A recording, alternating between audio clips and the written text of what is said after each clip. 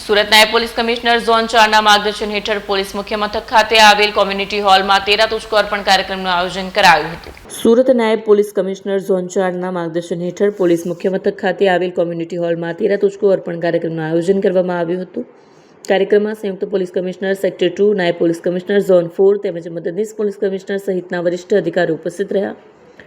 Zone 4 અંતર્ગત આવતા અથવા લાઇન્સ, ઉમરા, વેસુ, ખટોદરા, પાંડેસરા અને અલથાણ પોલીસ સ્ટેશન દ્વારા કબજે કરાયેલ મુદ્દામાલને કોર્ટ પ્રક્રિયા બાદ મૂળ માલિકોને પરત કરવામાં આવ્યા। મુદ્દામાલમાં અથવા લાઇન્સ ₹36,57,495 સોના ચાંદીના દાગીના, રોકડ અને મોબાઈલ સહિત, વેસુ 12,65,158, ઉમરા 47,47,142 દાગીના, રોકડ 23 વાહનો અને 34 મોબાઈલ સહિત, પાંડેસરા ₹44,37,194, 11 વાહનો અને 65 મોબાઈલ સહિત, ખતોદરા ₹13,46,037, 8 વાહનો અને 4 મોબાઈલ ફોન, આમ તમામ પોલીસ સ્ટેશનો મળીને કુલ ₹1,29,49,500નો મુદ્દામાલ તેમના વાસ્તવિક માલિકોને સુપરત કરવામાં આવ્યો। કેમેરામેન હકીમ શેખ સાથે વસીમ હાસમીનો રિપોર્ટ, આઝાદ ન્યૂઝ, સુરત।